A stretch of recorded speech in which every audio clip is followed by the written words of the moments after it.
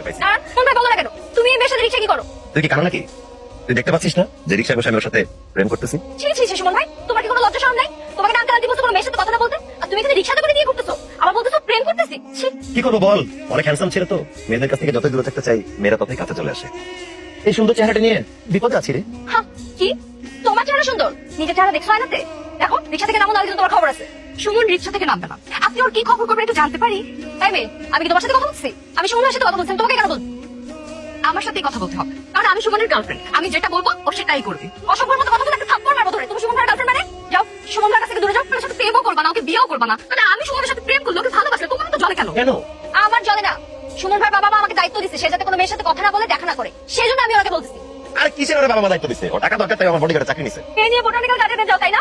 দাঁড়াও, আমি এখন আঙ্কেল আন্টির কাছে তোমার নামে বিচার দিতেছি। রিকশার মধ্যে আজকে দেখছি একটা মেয়েকে নিয়ে ঘুরতেছে, চিৎকা চিৎকি করে হাত ধরতেছিল। আমি যখন জিজ্ঞেস করলাম মেয়েটাকে, বলে কি আমার গার্লফ্রেন্ড, আমার সাথে প্রেম করতেছি। কি এত বড় সাহস?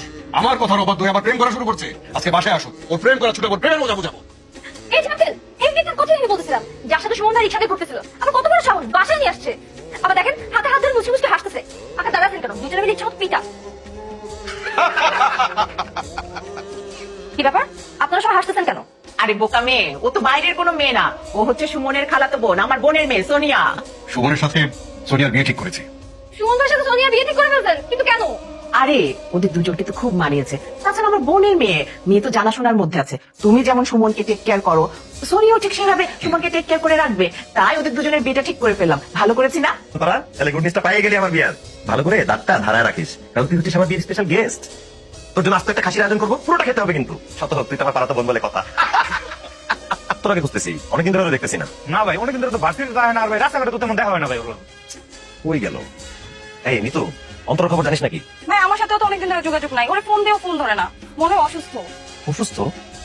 অন্তর অসুস্থ আমি তো জানি না, আমার ভালো লাগতেছে না। কি হয়েছে তোমার? মন খারাপ কেন? কি ভাবতেছো তুমি? অন্তরের কথা ভাবতেছি, অনেকদিন ধরে এরকম খোঁজ পাচ্ছি না। অনেকবার ফোন দিছি, ফোন ধরে নাই। আপনার পথের কাটা দূর হয়ে যাচ্ছে। আমার পথের কাটা দূর হয়ে যাচ্ছে মানে? আপনি কি কিছুই জানেন না সুমন ভাই? কি জানবো, কি হয়েছে নিতু? অন্তর একেবারে বিদেশ চলে যাচ্ছে তার মায়ের কাছে। কি বলতেছো? সত্যি অন্তরা বিদেশ চলে যাচ্ছে? হ্যাঁ, অন্তরা বিদেশ চলে যাচ্ছে, কিছুক্ষণ পরে তার ফ্লাইট।